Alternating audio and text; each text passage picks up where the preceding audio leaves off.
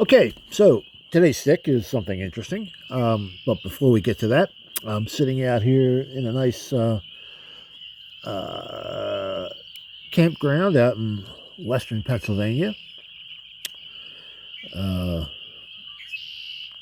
it's evening, and things are winding down here. I was a little disappointed. I thought this would be more up in the mountains, but we're not really in the mountains. But the cabin's nice and everything. And I'm sitting here enjoying a nice what do we got here? Ah, there we go. A apple brandy hot toddy.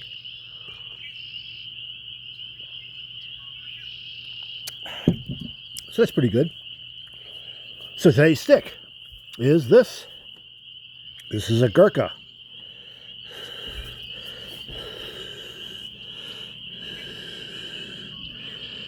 And it is, what is this shape? I'm not sure. This is sort of a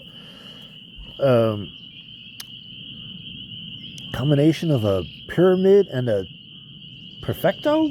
I mean, look at the size of that foot. That's pretty big. Most of the time when you see a perfecto, it's not that big. But it's a nice size. And unlike, and again, it's got this, tapered shape to it, but that's a lot more blunt than you usually see on a pyramid. So I'm not sure what you call this. Let's see.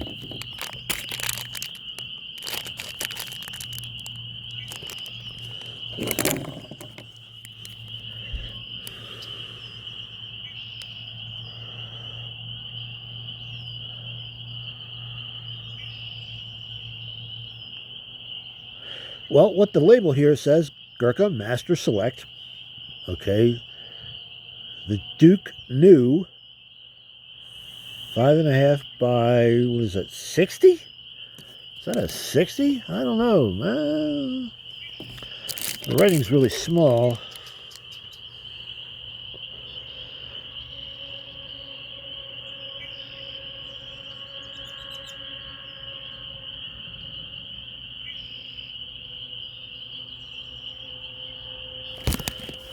But anyway,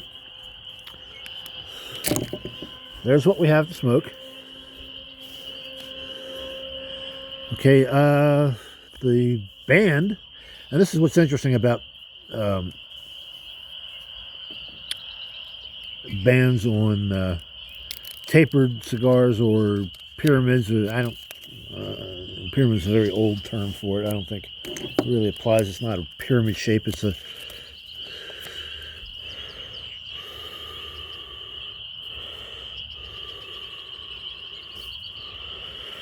But the band is just, typical Gurkha band, which, on a tapered cigar like this doesn't fit, doesn't stay on. Construction seems to be very strong. I mean, I'm not getting any resistance anywhere. And it's consistent all the way through. Well, maybe it's a little soft right up there towards the foot. It's a little bit soft, but the rest of this, man, this is like solid. This is solid. This is just like, I'm not getting any flex, any indentation at all. This camera angle is a little odd, but here we go. But anyway, I'm trying to get looking at my picture and at the cigar at the same time. The wrapper, nice brown. Pretty consistent color. Not really splotchy or different colors. Looks pretty good. Just a nice tobacco brown. And like I said, it's a very large foot and a very blunt tip. I don't see very much leaf vein in the wrapper, so, but I can definitely see where the wrapper wraps. It's not bad, all right.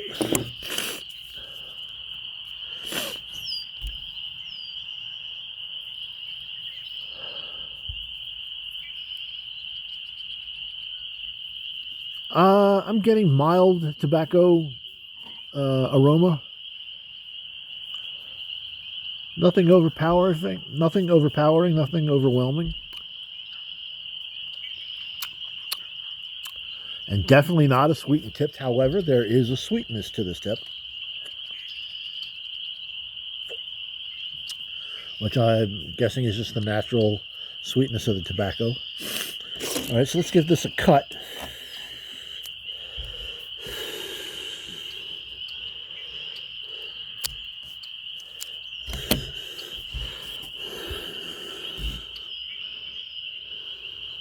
So there's the cut.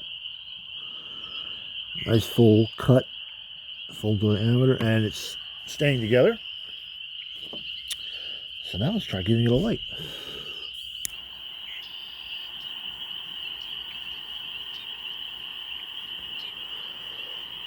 With a foot this large, it's going to be a little difficult getting it to light. That's one of the reasons why the Perfecto was such a standard size for so long, because that small foot on it made it easy to light.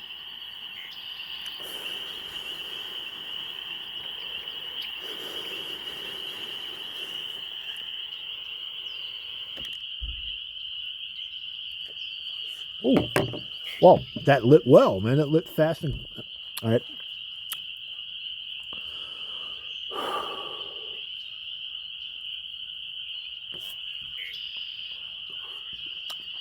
Ooh. Definitely a taste of old leather, man. That comes through like real, much more than any other tobacco, standard tobacco flavor. That taste of old leather, I mean, it feels like I just put an old belt in my mouth and sucked on it. And it's a nice draw, too. Man. It's pretty good. I didn't do a cold draw. I should have done that. But, man, that is nice. If you, I'm guessing this is more of a medium to full body cigar. Taste is pretty strong.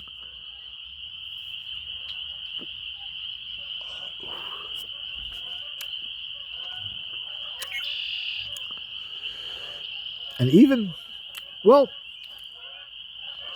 a little bit of that tongue bite, a little bit of that peppery sensation, but it seems to fade real quick. It's in that initial draw, you taste it, but it just kind of like goes away. Can you hear the honkers?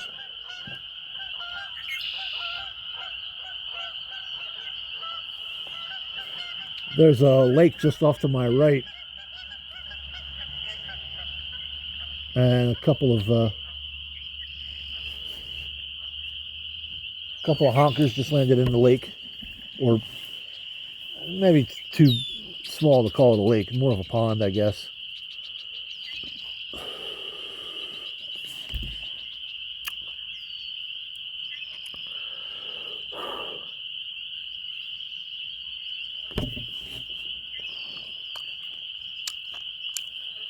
What else am I tasting there?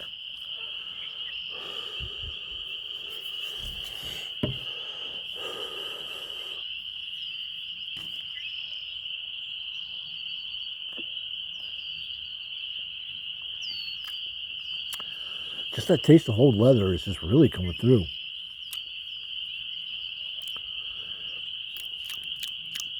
And I'm not getting any taste of like coffee or chocolate or anything like that. That's not coming in. Not much of a burnt wood flavor, not much of a cedar flavor coming in at all. It's just that old leather really comes through, man. It's just like, it's not overpowering, but it's like the most prominent flavor you have in there. So prominent, I'm not really picking up anything else. There might be something else there, but I'm just not getting it at the moment.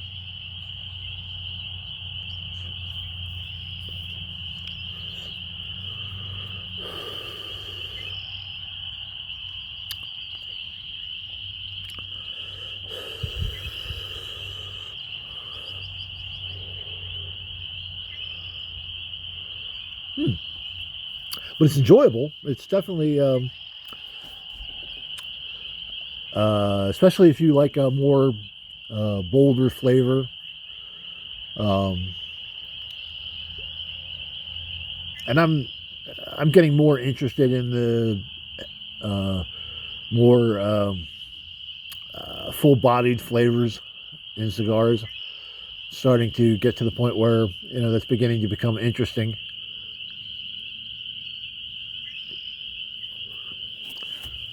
But I haven't purged it yet, so let's see what happens if we get a real change from a purge.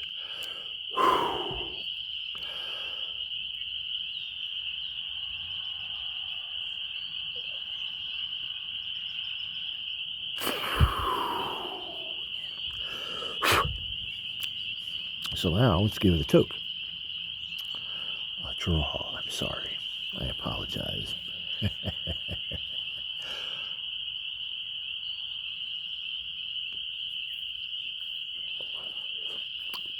Yeah, a slightly cleaner flavor. Yeah.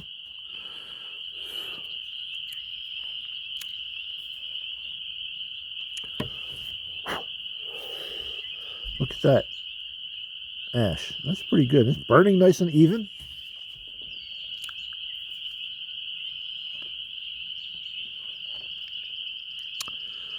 Yeah, I'm enjoying this stick. Enjoying this night out here.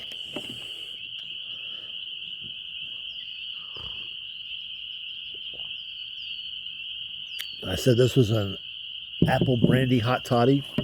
My recipe for hot toddy is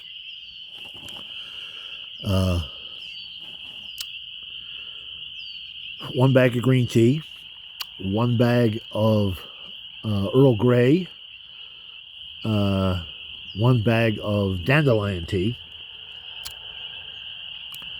1 teaspoon honey. Now, normally I would also add half a stick of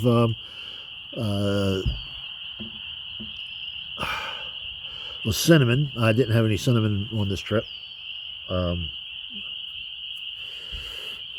Occasionally, I'll also add a bag of spearmint tea, but then a shot of whatever alcohol I happen to favor at the moment. And at the moment, it's apple brandy, which gives it a nice flavor, nice taste.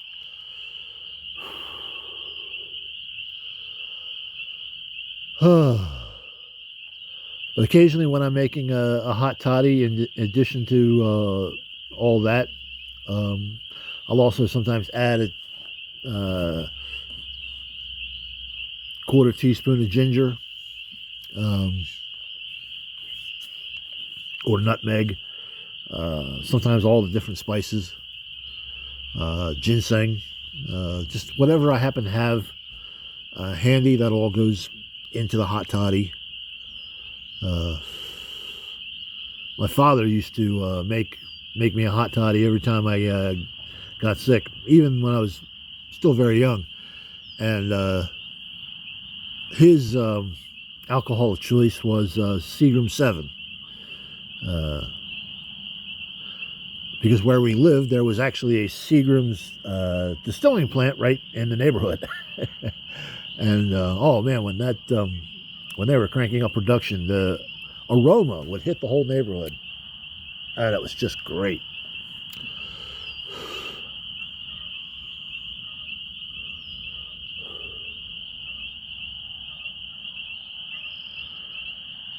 And it's a nice spring evening. It's cool. It's slowly getting dark. The skies are kind of overcast a little bit, kind of grayish blue.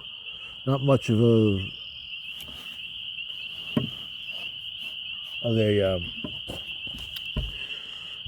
natural sky, but you can hear the spring peepers, and they are loud. And then there's a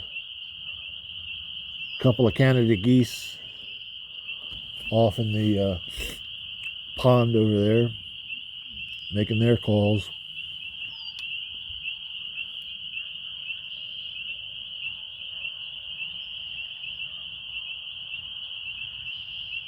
And I can hear a few other birds occasionally.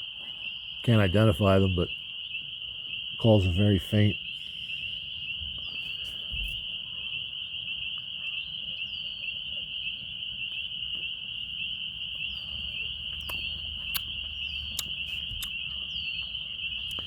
Yeah, that flavor is pretty much consistent. I'm not really getting much of a change in flavor. I'm almost, as you can see, I'm about half the way to the first third. And the thing about this size, as on the early part of it, it's increasing in size, so it's getting larger as I'm smoking it. So I'm getting more smoke. But then once it passes that point, like right about there, at the thickest, then it all just starts getting slimmer and slimmer, which should concentrate the smoke and concentrate the flavor. So we'll see whether or not that happens. So it probably won't still be part of this video, but maybe I'll make a second part. But that's yeah, that's pretty good. So I'm going to enjoy this, sit out here for a while, drink my hot toddy, smoke my cigar, and just enjoy the mountain evening. Although I'm not actually in the mountains. Close to it, there's a mountain not just far from here. We're sort of in the foothills of this portion of the Western Pennsylvania mountains. I'm not sure if you... I guess technically this is all part of the Appalachian Mountains. I know the Appalachian Trail goes through here, not far from here. But when you say Appalachia, you tend to think of West Virginia, North and South Carolina, the southern states. You don't really think too much of the Appalachian Trail going through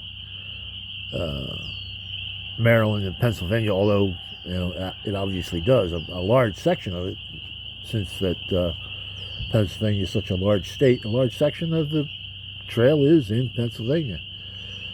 In fact, I found a spur trail not far from where I'm living that leads you directly to the Appalachian. I made it 3/4 of the way before I had to turn back, because it's pretty much just straight uphill. But I plan to go back. I want to go up there and get on that part of the Appalachian again, look around, see what's available, look and see if there's an overnight camping spot I can take.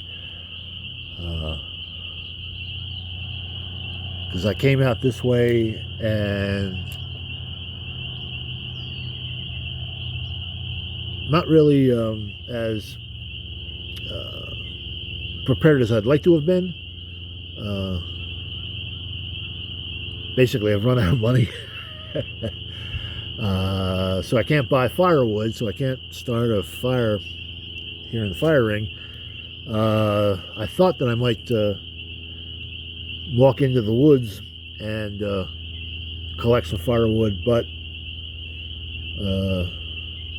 it's about 200 yards from my cabin to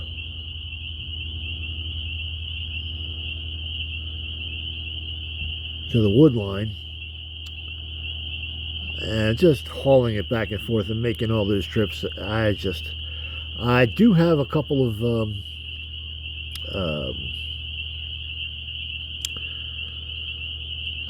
are those things?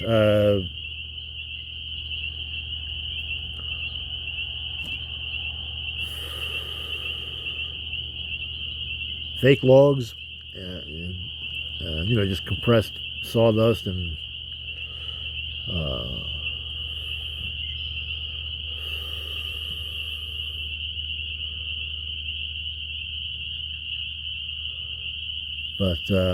so I have a couple of those. I keep those in the car in case I get out. I might bring one out. Here, let me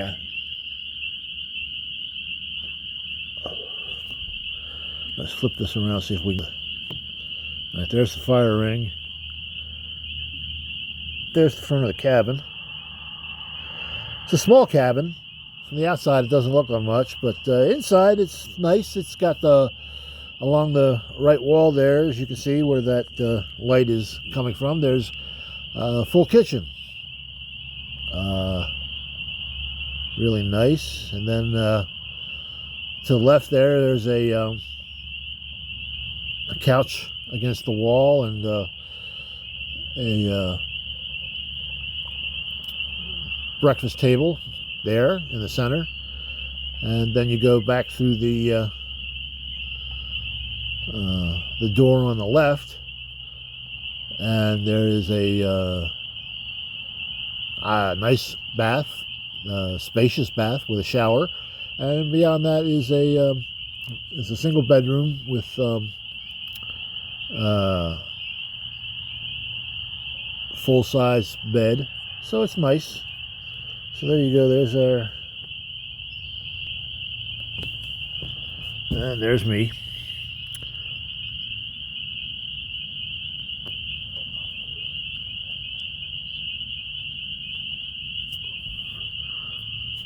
So far, I have not had to ash the cigar. You see that? That's really good. That's one of the ways you can tell a good quality cigar is how well the ash holds up. In fact, there's an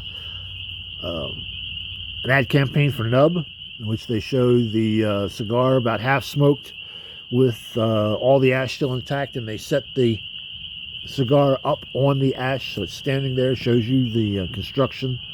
Very good construction.